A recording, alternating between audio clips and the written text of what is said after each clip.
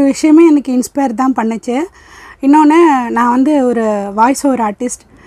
4 வருஷமாக நான் வந்து ஸ்டோரி வாசிச்சிட்ருக்கேன். நான் தமிழ் கொஞ்சம் உச்சரிப்பு நல்லா வருங்கிற ஒரு நம்பிக்கையில் இந்த ஜாபை நான் சூஸ் பண்ணேன். எல்லோரையும் வாய்ஸ் நல்லா இருக்குன்னு சொன்னதுனால ஒரு நம்பிக்கையில் நான் ஆரம்பித்தேன் நான்.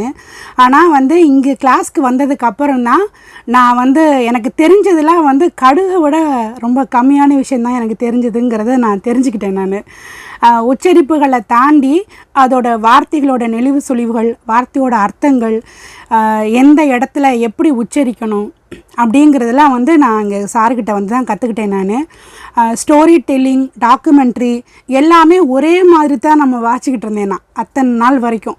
ஸ்டோரி டெல்லிங் வேறு, டாக்குமெண்ட்ரி வேறு, டப்பிங் வேறு.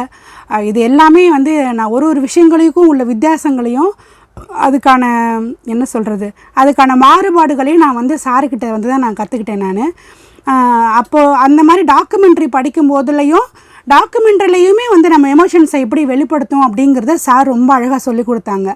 அது அவர் சொன்ன மாதிரி நான் அதை செஞ்சு காமிச்சு நான் ஒரு கிளாஸில் பாராட்டு வாங்கும்போது அந்த ஃபீலே வேறு லெவல்.